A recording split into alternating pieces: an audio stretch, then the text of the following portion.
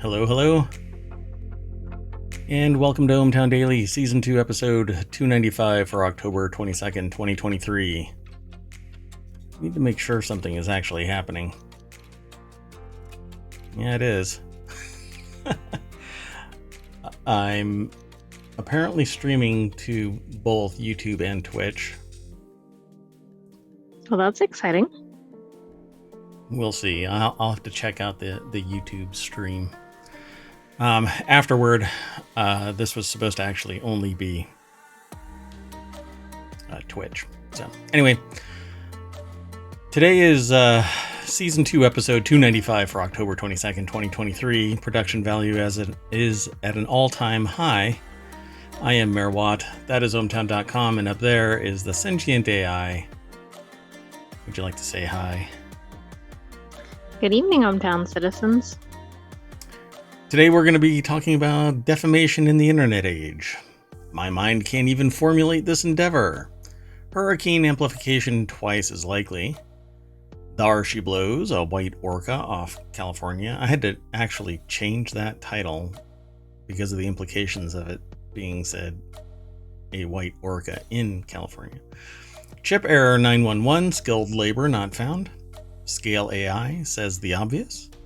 Similar games released in the same week. A surge in Halloween interest. And follow on. Halloween is coming. Found footage films to binge. And AI specializes in creative fluff for now.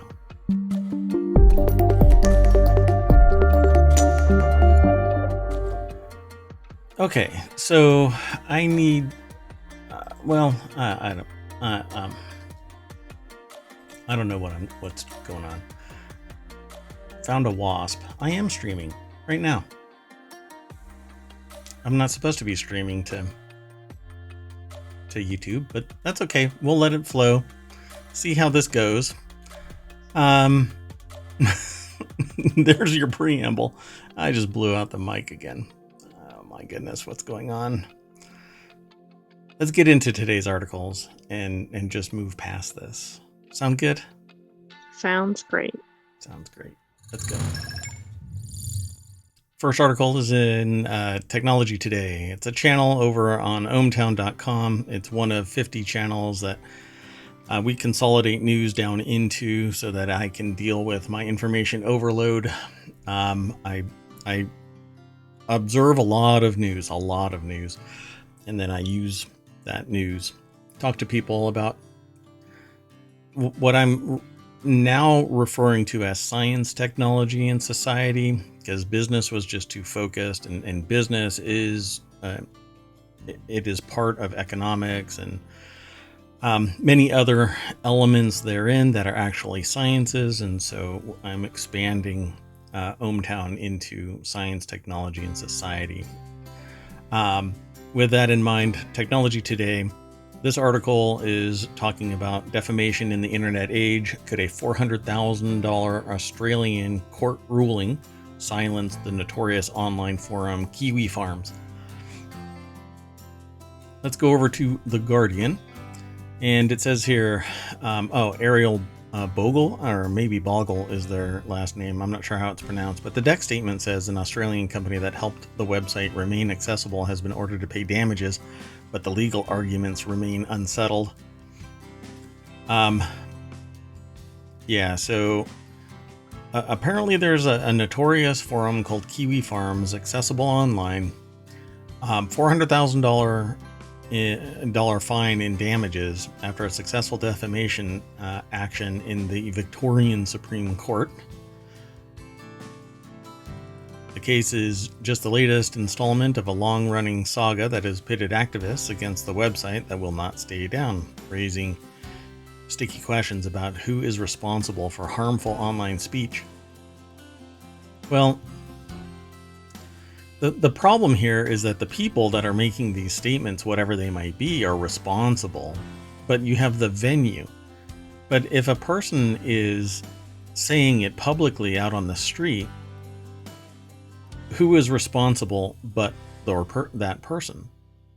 And an online forum has, at least in the United States, safe harbor where certain actions, yes, but defamation, libel, slander, things like that are not provable until you're in court. So they're just said.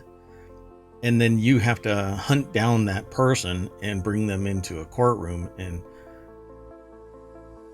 define the fact that no, whatever is being said is not, and depending on if it's written or spoken, it's libel, but both are defamation. So for more than a decade, Kiwi Farms has had a well-documented history of sparking campaigns of relentless doxing, often targeting I'm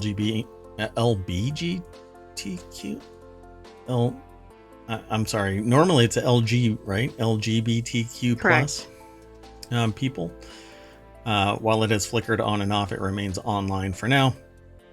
Longtime crusader against the site, Liz Fong Jones, brought the action over what she asserted in court documents as an abusive, transphobic, defamatory thread targeting her on the forum since August of last year.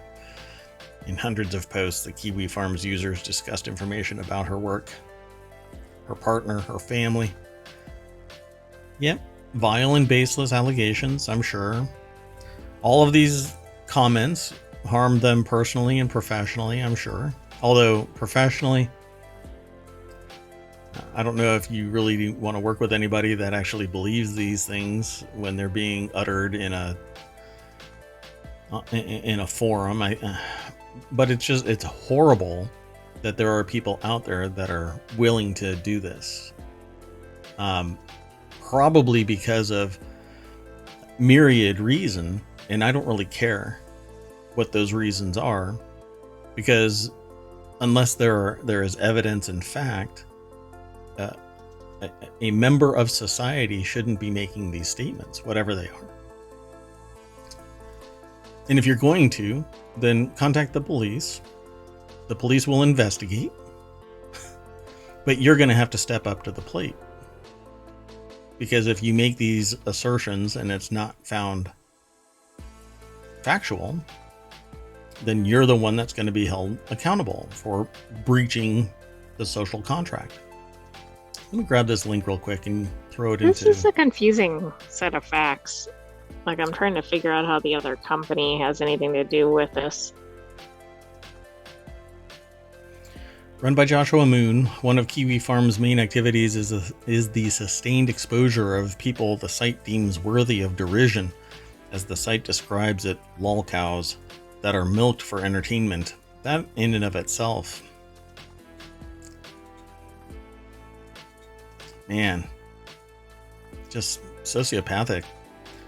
The case claimed that a Brisbane-based company, Flow Chemical, and its sole director, Vincent Zhen, might be Shen, were instrumental to its publication and for keeping it accessible, even though they were not the authors of the defamatory Kiwi Farms thread, because the matter was undefended.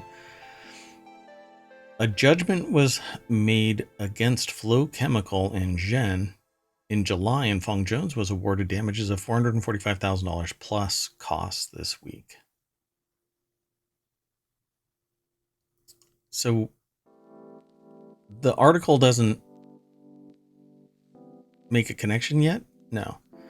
So it doesn't seem to. Now, all of that context, I understand.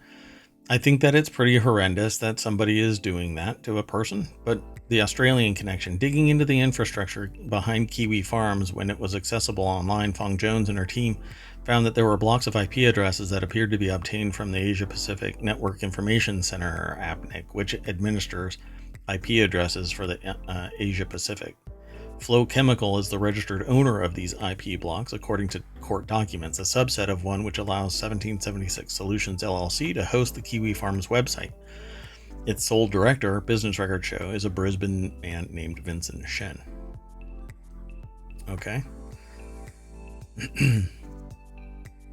So the agency attempted to contact Kiwi Farms in May 2022 with takedown notices for Class 1 material, category of illegal and restricted online content. Okay. Then Fong Jones started to look into her private rights of action, bringing the defamation case in May this year. the whole reason why it even came in, why she was found, why it was found in favor of her is because nobody defended it. Exactly. I mean, they cared so little about it that they just didn't bother to show up. So who is Flow Chemical? Who is Vincent Shen? I feel like it's like an ISP, perhaps, but that doesn't really make sense given the company name. Right? And they didn't respond. So what is actually going on here?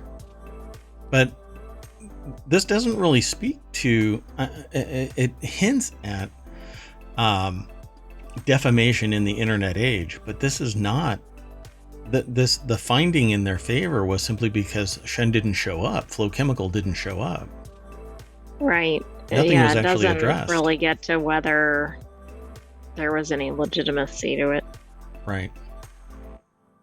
Fong Jones's crusade against Kiwi Farms has been slow and taxing both financially and emotionally. While the damages and costs awarded from the case might help pay for things like personal protection, she said it doesn't make up for the years of harassment.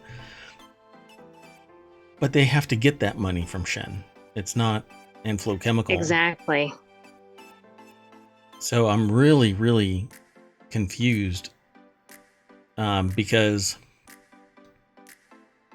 they're mentioning this person, they're mentioning the company, they're mentioning another party that actually hosts it.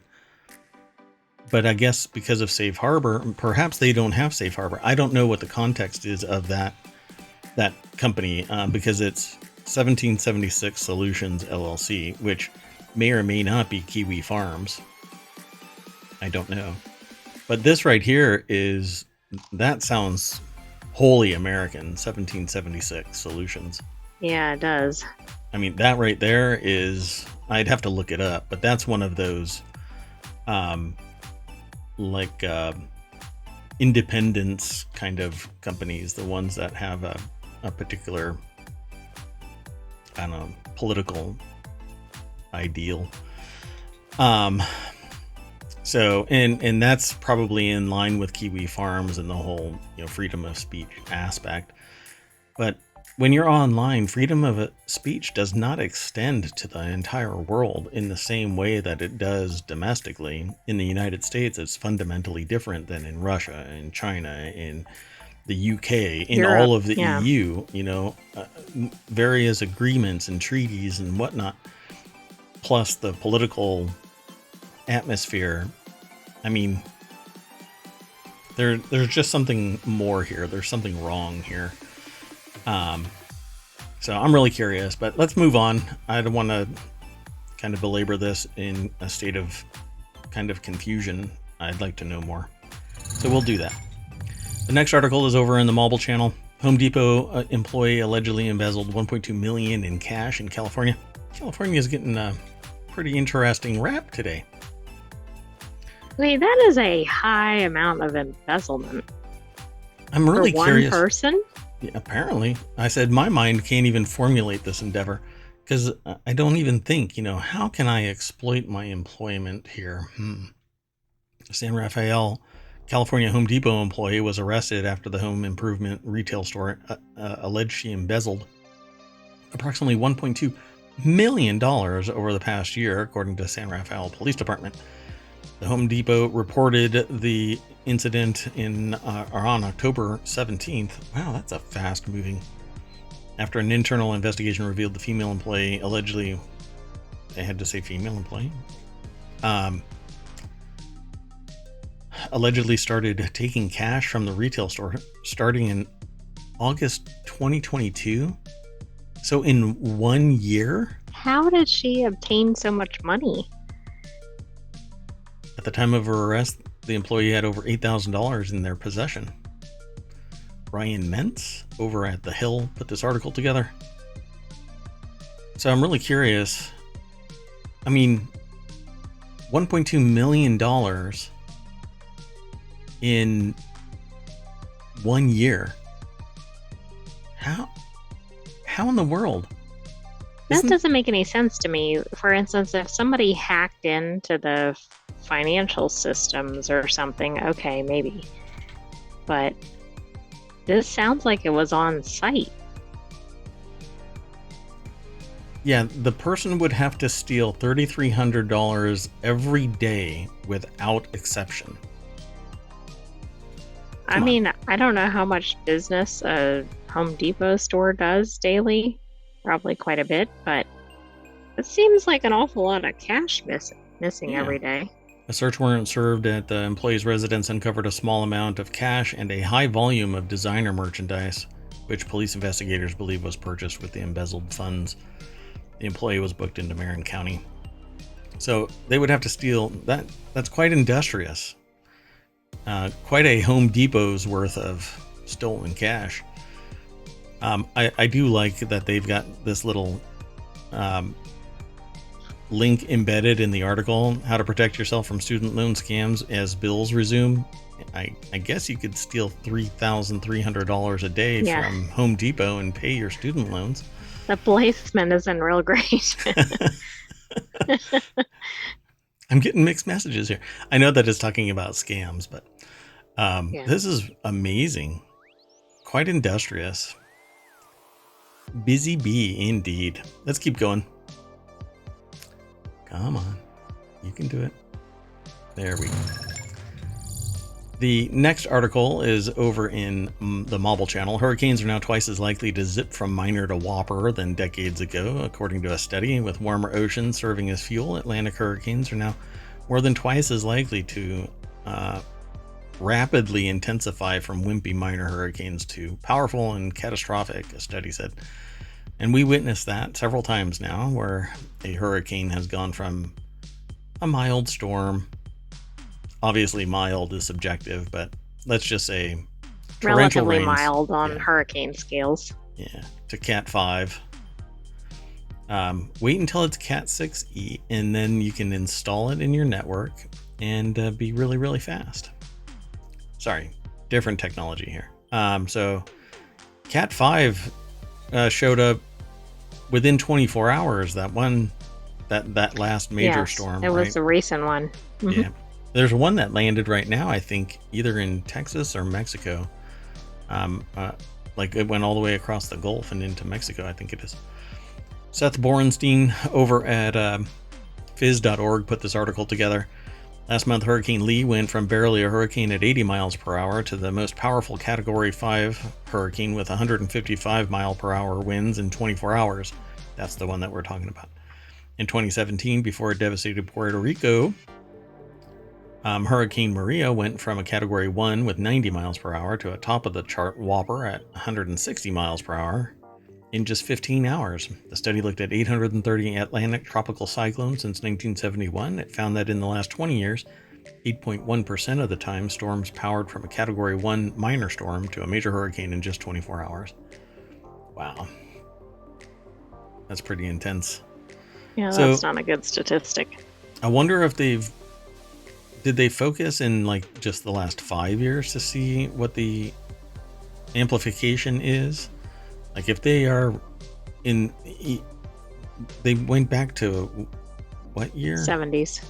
Right, but the 1971. last 20 years, the last 20 years is when they saw the 8.1% of the time they powered from Category 1 to major hurricane in 24 hours. So what about the last 10 years? But it only happened 3.2% of the time from 71 to 90. Right. Oh, so I guess the years after that, sorry. Yeah. So it almost tripled, which is what the article is hinting at. But I'm wondering if in the last 10 years, if they are amplifying that much faster. We've had 90% of excess warming that humans have caused to the planet going into our oceans. Oceans this year have been setting heat records monthly since April, with scientists warning of off-the-chart temperatures. Yeah, Florida hit like 100 degrees or something like that. National Hurricane Center considers a storm to rapidly intensify if it increases wind by 35 miles per hour in 24 hours. I guess they're going to have to change that dynamic there. In 2020, a record year for hurricanes in the last year of Garner's study. Oh, it stopped at 2020. 6 storms rapidly intensified that much: Hannah, Laura, Sally, Teddy, Gamma, and Delta. Since then, there have been several rapid, intensifying, and deadly storms, including 2021's Ida, 2022's Ian. Stop calling them I. There's the problem. Exactly. There is a history of bad hurricanes named with I. And Idalia. It's like the onion, but with a D. Right? Oh, wait, no, it is. Idalia is an onion, isn't it? Or Vidalia. Yeah, Vidalia. Vidalia. Yes. Yeah. So if we don't work to lower our carbon emissions, then there's this trend that we'll likely expect to see continue to happen in the future and even get worse, according to Garner. I kind of flubbed his quote, but y'all get the picture. Stop throwing your carbon around. You know, it's all us individuals that are doing it. Well, yes, billions of us doing it every day. I don't know about that. I know that's not where you were going with it. Yeah. Let's keep going. We've got a carbon footprint to reduce. Next article's over on ohmTown Daily. Whale watchers spotted a super rare white orca in California. I keep telling them, no, it's just me on the beach. Wearing my thong. Leave me alone, I'm just fine. White orcas, like this one spotted in the Strait of Georgia near Saturna Island, are rare. Whale watchers said that the one seen in California may be leucistic or have a condition known as Chediak-Higashi syndrome. This isn't the one, I don't think, right? Yeah, No, that's one just that was seen in Georgia. Yeah. Interesting. So nobody has a picture of it apparently, or maybe somebody does, but they didn't get permission to actually. So it says super rare white killer whale dazzled watchers in California as it hunted with its mother. Monterey Bay Whale Watch announced the spotting of the orca whale named Frosty on October 15th in a Facebook post. This article, by the way, is over at businessinsider.com. Kenneth Nehmeyer. I always flub that last name. Kenneth Nehmeyer. Put the article together. The whale's believed to be 4 years old and cruising the ocean blue, as wide as a whale could be, I suppose. By the way, there is a video available in that article. Gotcha. I'm just gapped, so I can't. I know, it's a bummer. Leucism is a condition that causes the pigmentation of the skin to be pale due to a glitch in the skin cells, similar to albinism. A biology professor at the University of St. Andrews Sea Mammal Research Unit said, according to the Guardian, Chediak-Higashi syndrome is a genetic disorder that can cause easy bruising, albinism, and recurrent infections, according to a study published in the National Library of Medicine. So apparently they hunted an elephant seal and at least one California sea lion while together on October 15th, sharing the lunch among themselves. Well, congratulations. Gotta learn to hunt. Nature, everybody, nature. Let's keep going. I wouldn't think a white whale would do very well, but I guess what that is out there to prey on it. Exactly. You know, what is it that hunts whales? I don't know. Other whales? I was thinking Moby Dick. Oh, humans? Yeah. Yeah, well, hopefully nobody's out That's there. the white whale. Yeah. So the organization estimates Frosty's age to be around 4 years of age. It's a good estimation, I suppose. Is there a subject matter expert out there that's like, I am the preeminent analyst when it comes to orca age? I don't know. Yes, I think it's funny that it's been named Frosty. It's too soon, though. Frosty for... But that's like a Christmas name. They should have named it Boo because it's Halloween. That's true. So the next article is over in Technology Today. Here, let me throw this in chat. Our show today is brought to you by the number 6, which is when we started the show. The advanced silicon chips on which the future depends are all made in Taiwan. Here's why that matters. It's an opinion piece by John Naughton. I have a big question. Excuse me, Professor. Why are all of the chips from Taiwan? Okay. No I answer? suspect that's going to be addressed in the article. No, it's not. Not really. I mean, it is and it isn't.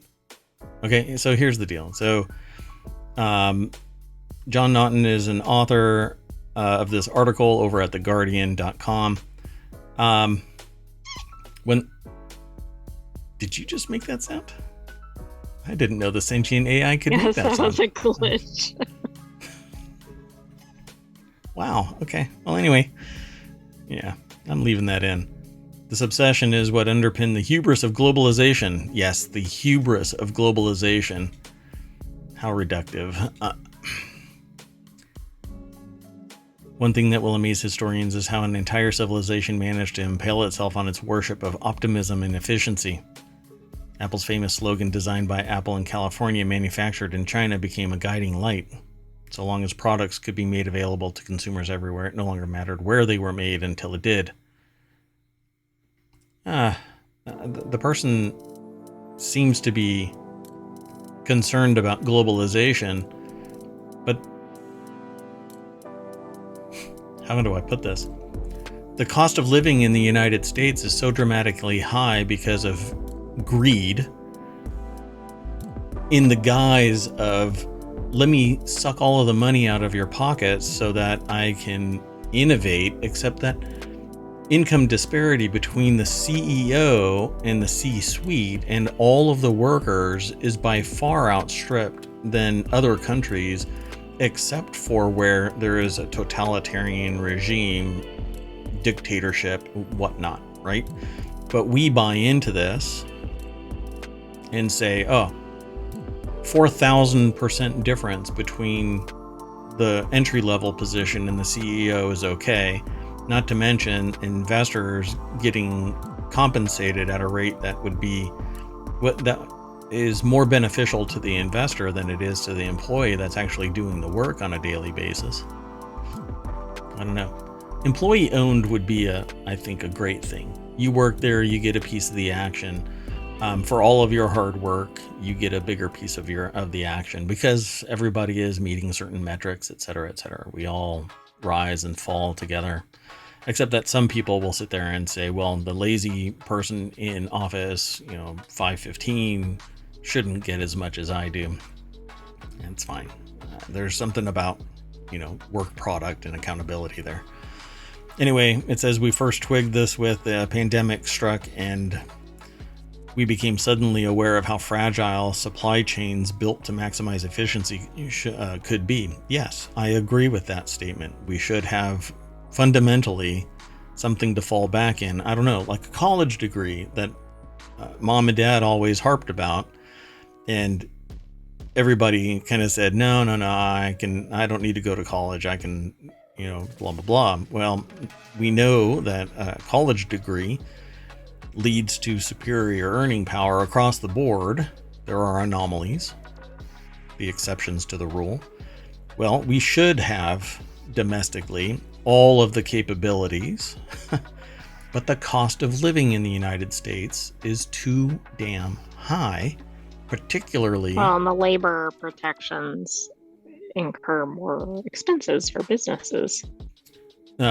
Labor and ecological, environmental, and business reporting standards, requirements, OSHA, et cetera, et cetera. I mean, there's countless things.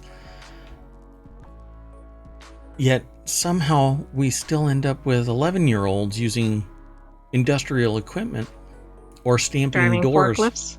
or stamping doors for a Hyundai. Yeah. So we need to change the sociopathic behavior of business. We know where there is demonstrable evidence that when an MBA takes over a business, they suppress the wages and maximize the profits for the executive suite and for stockholders. Stockholders, not stakeholders, stockholders. Why? Because when they look sexy, they get to move up and they get more money. So it's not about the business, it's about the greed. So this person's talking about globalization. Okay. Talk to me about changing that dynamic. It's not about the chips. If we really cared about having things locally so that we didn't have to worry about Taiwan being taken over by China, we would have been ramping this up. But he is going to fall back on the old anchor of we don't have the skill set. And that's what I guarantee you, that's what he's going to end up saying. So what's fascinating about all of this is how much of it comes down to not to finance or technology, which is somewhat true, but he's looking at it one way, but to the people and what they know. In that sense, I think FT is whatchamacallit, Financial Times, I bet. I'm not sure where it is. Yes, it is. Okay. It's mentioned up above. Yeah. Financial Times deep dive into TSMC travails reminded me of a striking piece of research conducted decades ago by the philosopher of science Harry Collins. When he was a PhD student, Collins was interested in how knowledge gets transferred and intrigued by a particular piece of technology, the TEA laser. This was a piece that was comprehensively documented in the physics literature, but which research laboratories were unable to replicate. What Collins discovered was that nobody could make the laser work if they hadn't spent time in a laboratory that already had a working laser. There was very good information in the journals about how to build such a laser, but anybody who tried to put one together using written articles failed. They had something that looked like a laser on their bench, but it wouldn't laze.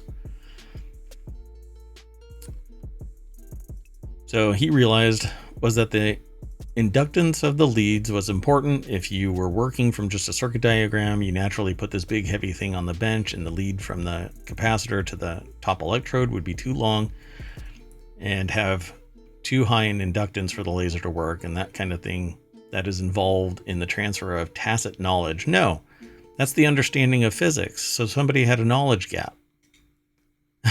If you have to drive more energy through a longer cable, you're going to have a problem. That's why you have certain gauge wires. It is. It's the kind of knowledge that is never written down and yet can be crucial. No, that's not true. It's written down all over the place. Electrical engineers know this. That's why when you have a cable X long and it's rated for X voltage, it's a certain gauge.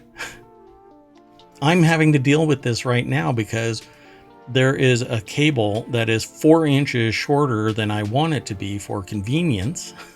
So we had to move equipment to make it actually happen. Otherwise, we would have to dismantle everything and put in a whole new wire. This doesn't make any sense. But the person did, again, the skills issue is critical because TSMC gives its technicians more flexibility and autonomy when Western semiconductor companies such as Intel, which paradoxically may be why their yield levels seems to be significantly higher than their competitors. It also may have something to do with the fact that in Taiwan, the fabrication plant is in close contact with the company's R&D lab, which is only a brief train ride away. Intel, what are they trying to say, that the R&D is like a cable? It has to be a certain distance away from production? I think they're implying there's some sort of feedback loop. Yeah, it's a train ride away. A train ride away. All right. Anyway, the equivalent distance when the Phoenix plant is up and running will be a 20-hour flight. Yeah, I don't think this is the problem. I think the problem is that we have not found it important to drive home the point that there need to be subject matter experts that are capable of doing Taiwan TSMC level building at a cost point that is at parity with TSMC, but that's not what's going to happen. The chips that are going to be made in the United States by TSMC, Intel, and whatnot are going to be supported by tax benefits, grants, public money, private profit, and still be expensive. So brace yourself. Your next computer is going to be $50, $100 more expensive for the chip when we start bringing it all home. This bringing it back home concept, by the way, is something that I've been calling for the last decade and a half repatria sourcing. Because yes, I agree that globalization has led to some unintended consequences, but it's because of greed, not because of globalization.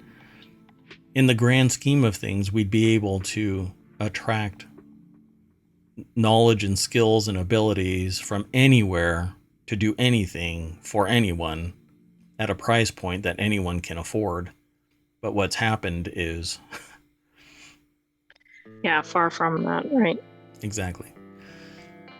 So let's go on. Did I throw... Yeah, I did. Okay, so this next article is over in Technology Today. Scale AI wants to be America's AI arms dealer. So this is a really, really short article. Can't say much about it. I'm going to have to do a deeper dive into Scale AI. But Alexander Wang grew up in the shadow of Los Alamos National Laboratory, the birthplace of the nuclear bomb. I guess that's supposed to give gravitas to the fact that, hey, I was born in the shadow and grew up in the shadow of NASA. So I guess I'm by proxy an astronaut.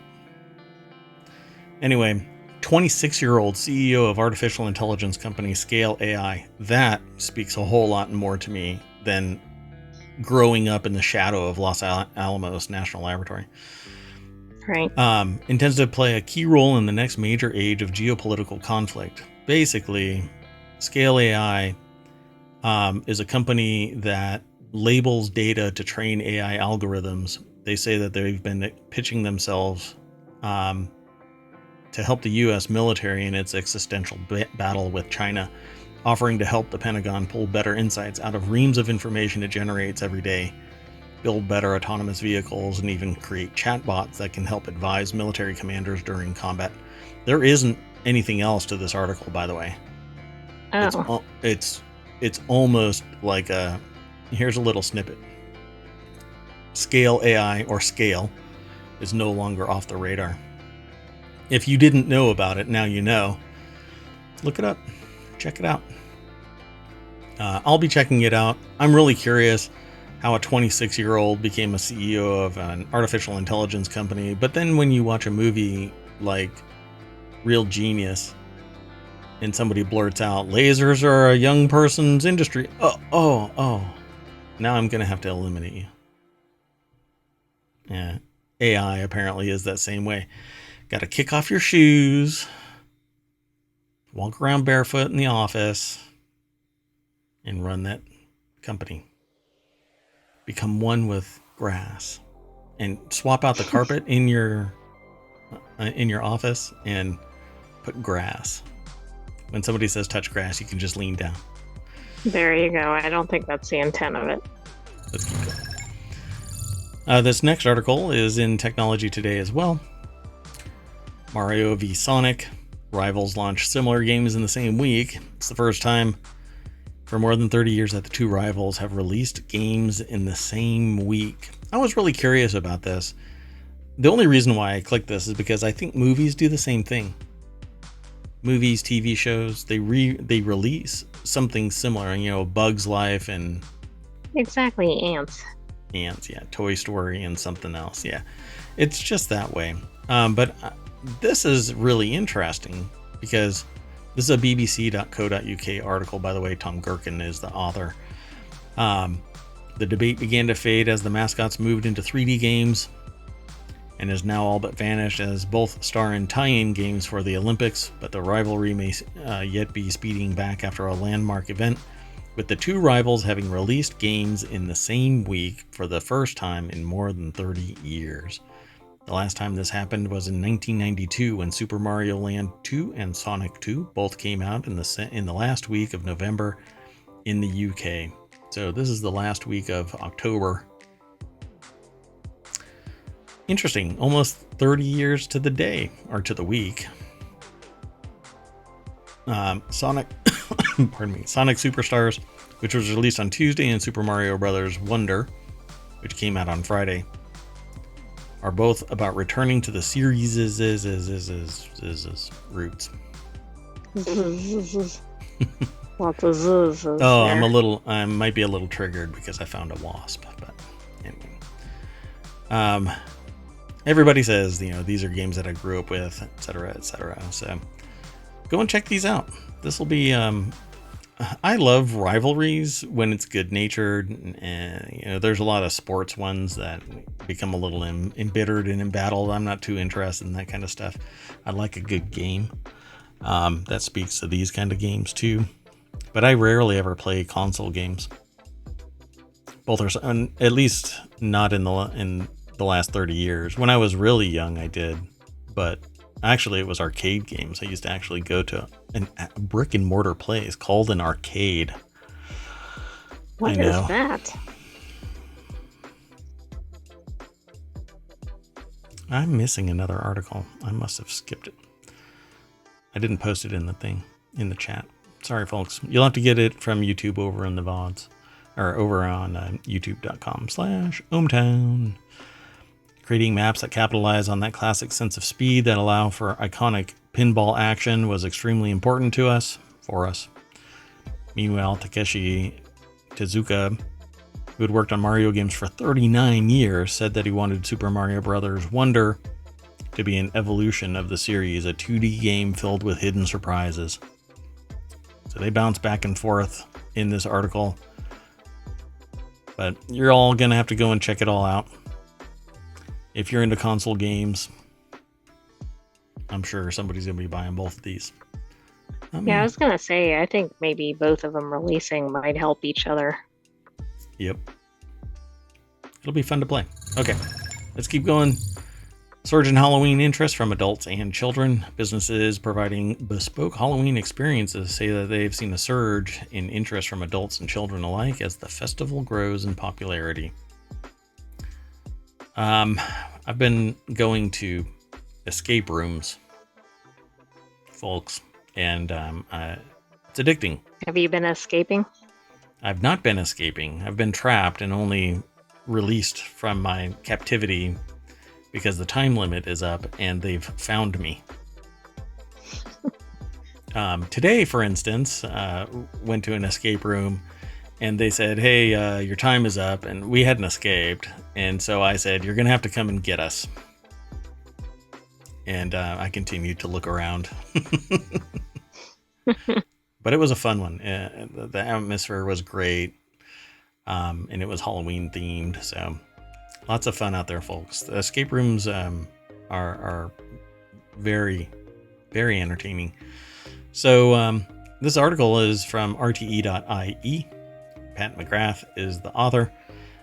Businesses providing bespoke Halloween experiences say there has been a surge in interest from adults and children alike as the festival grows in popularity. This week, the weeks leading up to October 31st are increasingly busy for small enterprises with spooky seasonal offerings, in some cases outstripping Christmas as the most hectic time of year. Carolyn Flaherty runs Galway Pumpkin Farm near Ardren. I'm sure I'm pronouncing that incorrect. In the south of the county.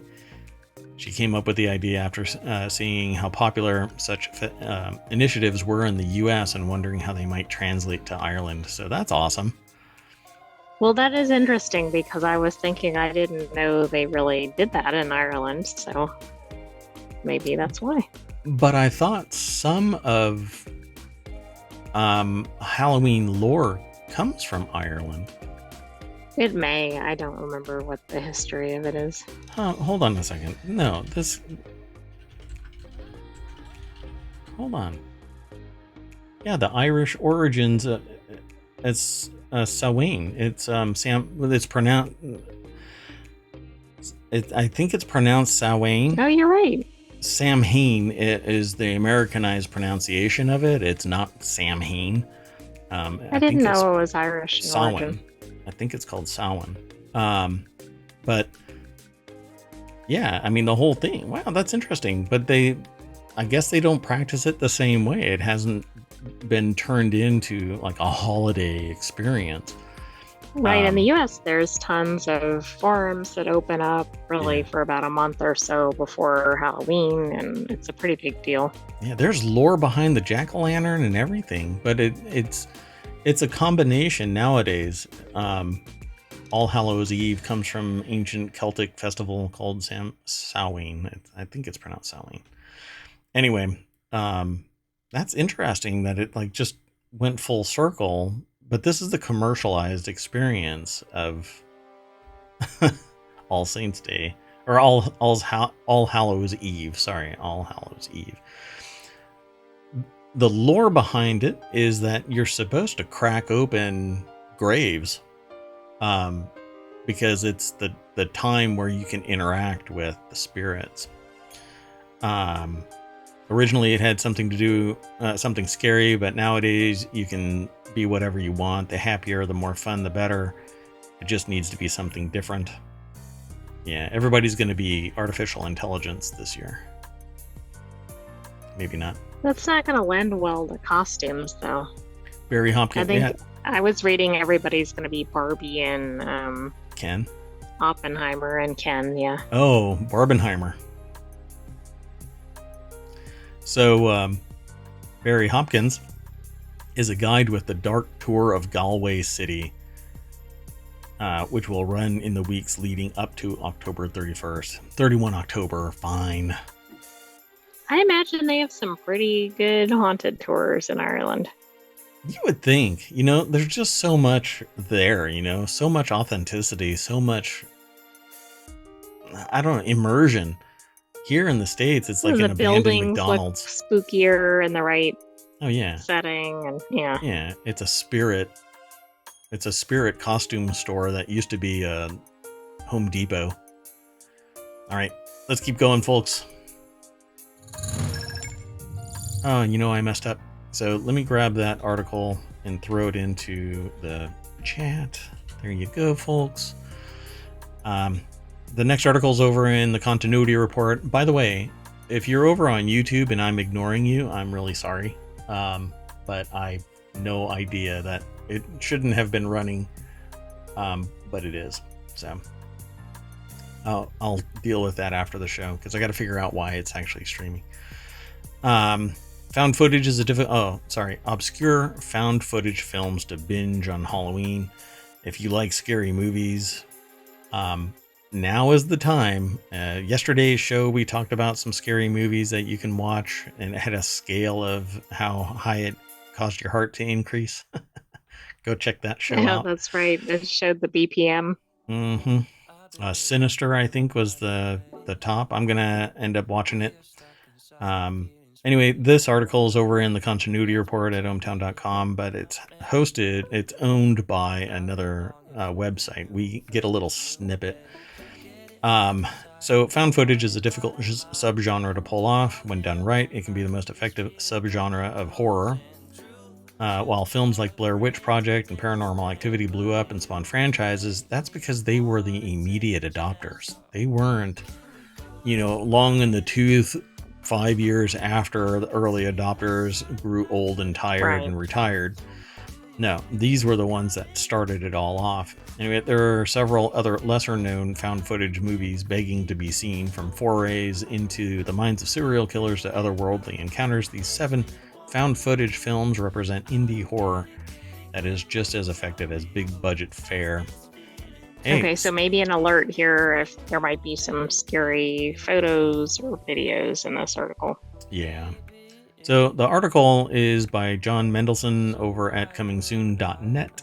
I probably won't play any of this, and so the pictures should be at least not horribly scary. But anyway, Outwaters, the Poughkeepsie tapes. This like screams found footage. This kind of stuff, if it weren't for the context that we know that it's already a movie, would be chilling. This kind of stuff, found footage, is the like the back rooms kind of scary stuff. The Den, Random Acts of Violence, which is actually an age-restricted video. Can't even play it. Hell House LLC, Grave Encounters. There's more. Hell You're gonna have House to go over. LLC made it on that list yesterday. Oh, really? Wow. Like Mhm. Mungo. I won't get into even the descriptions of these, but I will say, hey, go check it out. And I'll post the link so that you can follow it through ohmTown. All roads lead to and from ohmTown. At least where information is sorted. Let's go on to the last article for today. I just want to, every day, all the way up to Halloween, I will have a Halloween article. If there is one found in the news, I won't force it into the news. So if there is something better, more compelling, I'll nix the Halloween one. But if I find one that's really interesting like this, gives you something that you can chew on for a long period of time leading up to Halloween, I think Halloween is a fun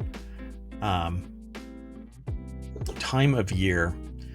You know, in the last 3 months of the year are really great because you have Halloween, you have Thanksgiving, and then you have Christmas, and then New Year's started all over again. And then it's kind of like flat for a couple of months, and then you have February with a holiday, and then what? We have St. Patrick's Day, but Yeah. depending on where you are, that might not be a big deal. It's more in different areas. So, but the ones that I just said are like really big in the United States. Some other places too, you know, Halloween, for instance, Christmas. Anyway, let's go on to the last article for today. The next article is over in Technology Today. Is AI more creative than the human brain? The author of this article says, I doubt it, and I definitely want humans to stay in charge. Stephen Stern is the author of this article. And I titled this segment, am I going to get kicked off YouTube? Pretty much. So I titled this segment, AI specializes in creative fluff for now. Businesses keep trying to improve AI's superior creativity, but haven't proved it. 1 second.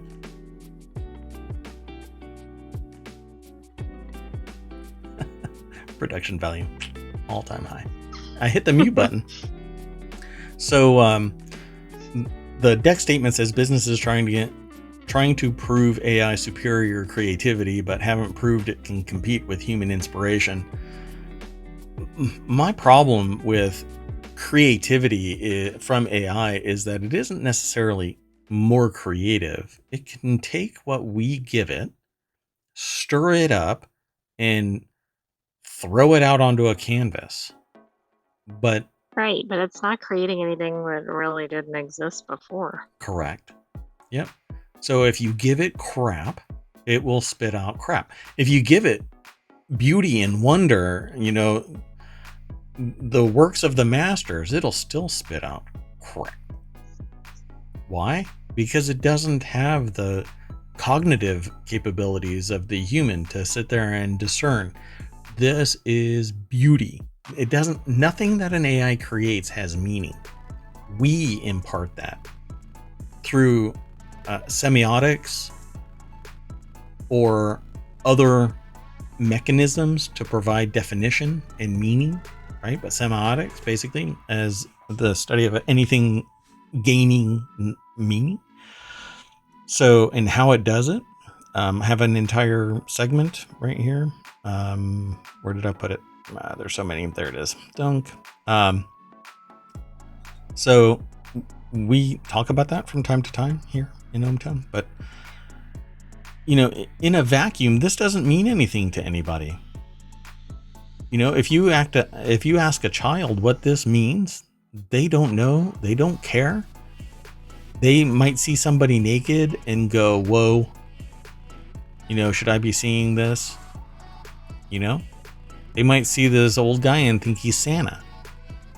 But we have imparted new meaning or more meaning, or meaning in general. We as adults have imparted something into this, and we have to program the children to be knowledgeable in all of this. And make no bones about it, we are biological computers. AI is a mechanical computer. We teach our children how to be adults. We literally program them, but then their intelligence and freedom allows them to take our foundation and run with it. That's human inspiration, human creativity. But again, even with humans, if we put garbage in, we get garbage out.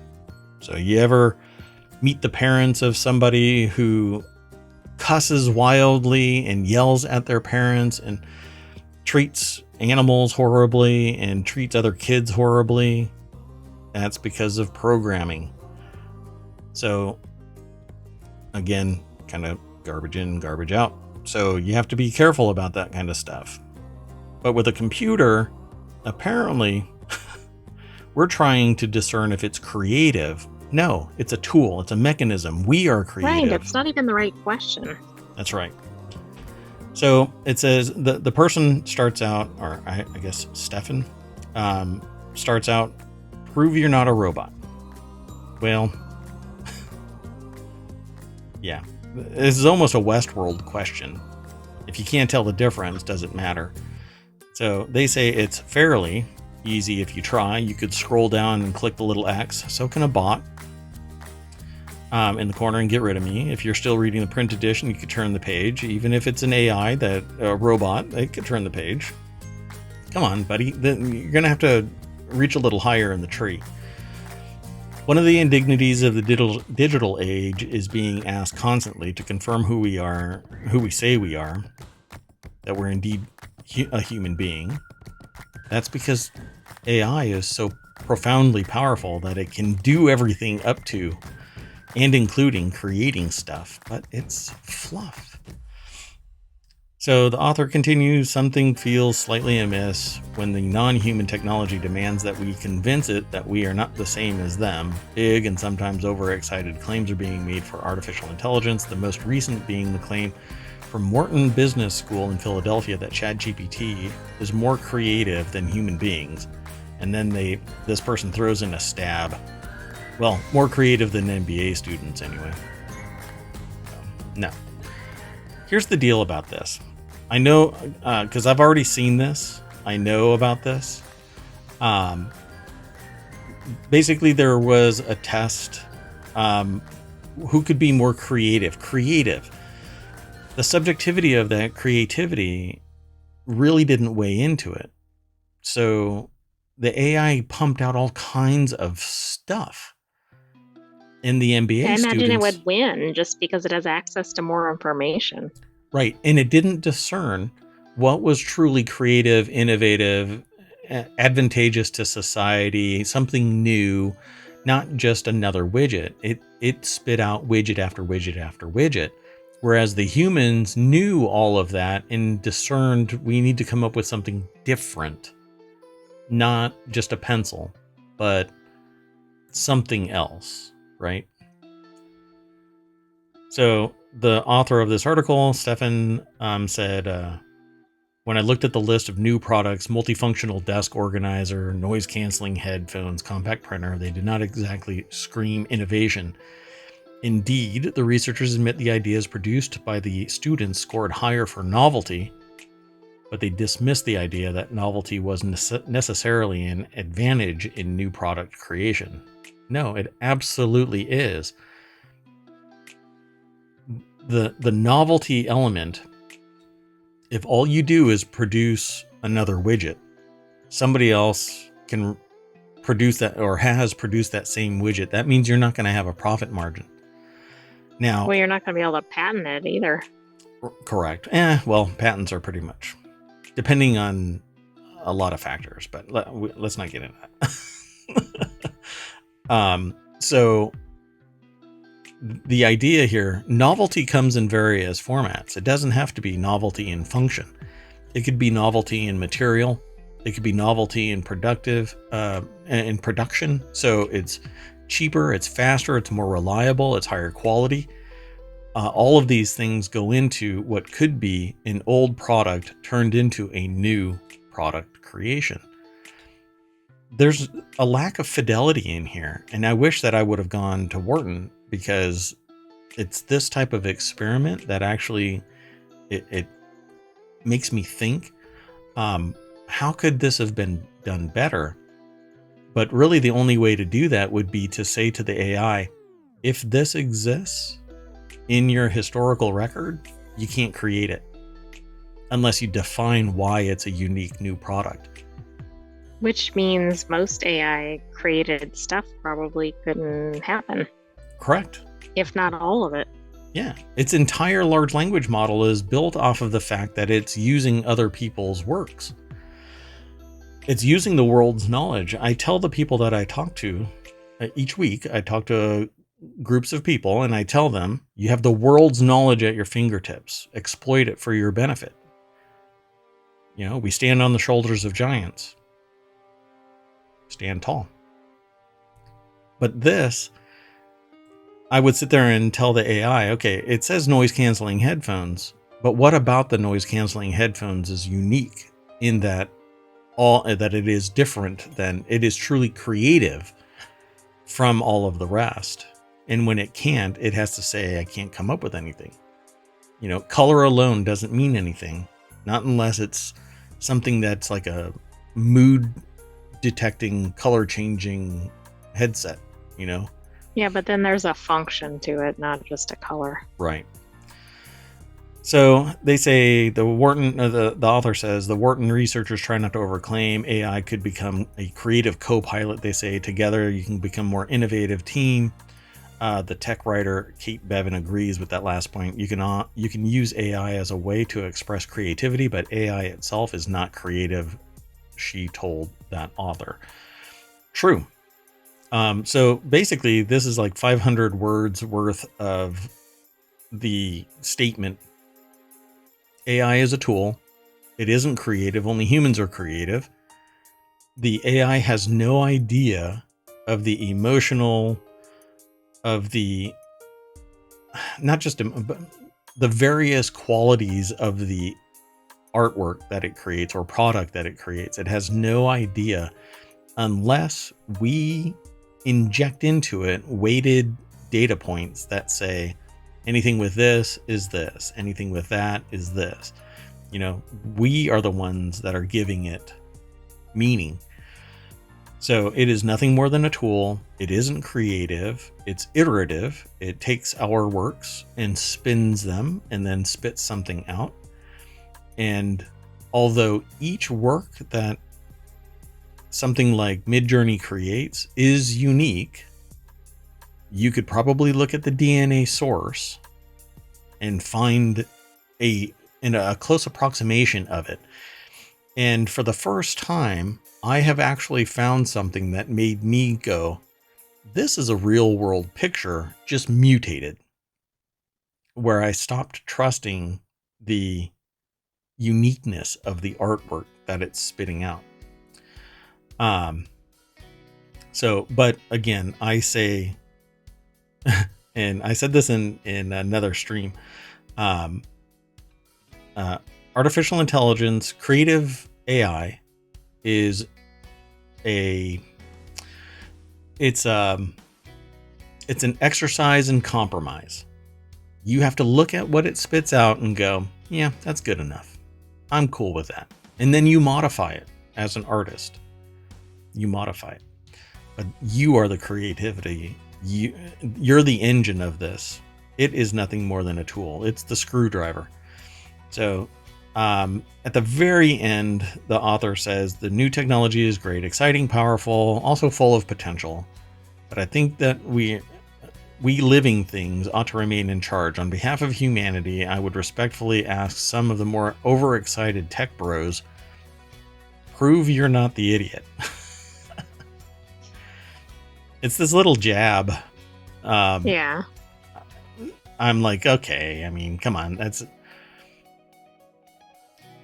by the way, Stephen Stern is the co-author of Myths of Management and the former director of the High Pay Center.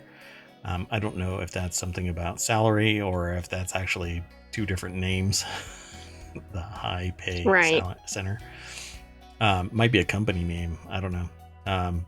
And I haven't looked at this myths of management. I think that it's an interesting take in the academic sense of, is AI creative? But no, unless you apply a philosophical perspective at AI, no, it has no emotion. It has no anima. It has no thing there. It is nothing more than a screwdriver. And you would never look at a screwdriver and say, this. It's creative or coming up with the project or whatever. Right. Yeah. So not until we get to the supernatural world of Westworld, where the AI is so complex, it's sentient in and of itself, and it knows that it has emotions, not just because it's programmed, but because it has spun off inputs, and as a reaction, it has equated them to an idea of fear or love or anger or whatever it might be.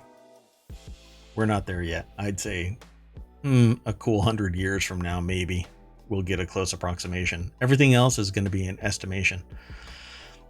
So anyway, that's it for today, unless you want to add something to this. No, I don't have anything to add. You are a sentient AI. Do you think this person, do you think that today's AIs here on Earth at this time are creative? No, I don't think that's the right question. And you can't lob that out there. What's the right question? Put you on the spot. Well, I don't think that's really, like, that presumes that the AI is actually the one doing the creating, but I don't think the AI is doing the creating. So I think I don't know, maybe it's more of a question of, can the AI be creative in the future, or right, if we change up how we use AI or something, or do humans view AI as more creative than humans, right? Which is different than whether it is creative. Yeah. We anthropomorphize AI so that we can attach or bond to it emotionally and make it more important than it really is.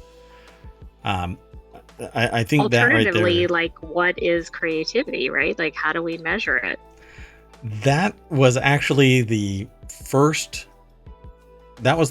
question that I was going to put in as the title for the segment. I ended up being AI specializes in creative fluff for now, but my very first thing was define creativity, because while it can spit out a bunch of stuff that somebody on the outside would look at it and go, well, it created all of these, formula or recipes or artworks or written whatever, it's mechanical in all ways. It's weighting a bunch of words and throwing them together. It's looking at the context of the large language model and saying, the quick brown fox jumped over the lazy dog, and then it changes out fox and dog, but it already knows what the sentence structure is. And that's creative? No, it's mechanical. So yeah, I think you're right. It's not even a question that should be asked, because it doesn't have a spirit. It doesn't have something that can be creative. It is us. So I guess we're all AI. So, I mean, in that sense, sure, because the collective is going to be more creative than the individual, most likely, just because, again, more output. But yeah, output doesn't mean quality. No, it doesn't. Just ask any attorney that uses ChatGPT for argument writing and doesn't verify the citations. Hello. Anyway, we always bring everybody back in the party bus to Main Street. We hit the logo and we get a whole bunch of new news. I don't know what's going to be on here. Google Chrome's new IP protection will hide users' IP addresses. Whenever I see IP, I think about intellectual property, not internet protocol. Right. 12 amazing underrated documentaries. We just talked about that yesterday, I think it was. Yep, about the Lumiere Festival. Yep. The continuity report, by the way, is all about movies and TV shows now as well. So 10 TV show relationships that are just plain weird and weirdly problematic. I bet you Big Bang Theory is in there. It's gotta be in there. Yep. Halfway through the season, I didn't realize that halfway through the season of Big Bang Theory, they converged 6 people into 3 relationships and left one person kind of dangling out there. Right. Raj, right? But all of a sudden, 4 people, like in one season, all of a sudden, 4 people found each other, and then the other 2 just have been hovering and orbiting around each other. Sorry, we're watching the AI and I are watching the entire series again. I'm sure I'm going to get an email. Why? Loki, by the way, season 2 is awesome. Go check it out. I think that's it. We're done. Sound good? Sounds good. Awesome. Okay, so at the end of the day, I am Merwat. That is ohmTown.com. And up there is the sentient AI that's going to say bye-bye. Well, you can say whatever you want, but... Good night, ohmTown citizens. We will see you tomorrow at 8 p.m. Eastern. I wish I could increase the resolution of that ring so that it was right here. Yeah, that one. Right there. That one right there. The one up. Right here. That one right there. That. Right there. Yeah. Production value, folks. See you tomorrow. Bye-bye. Oh, tomorrow it's going to be 8 o'clock. So we'll see you tomorrow. The weekend shows are going to be at 6, and the weekday shows are going to be at 8. So see you there. Bye-bye.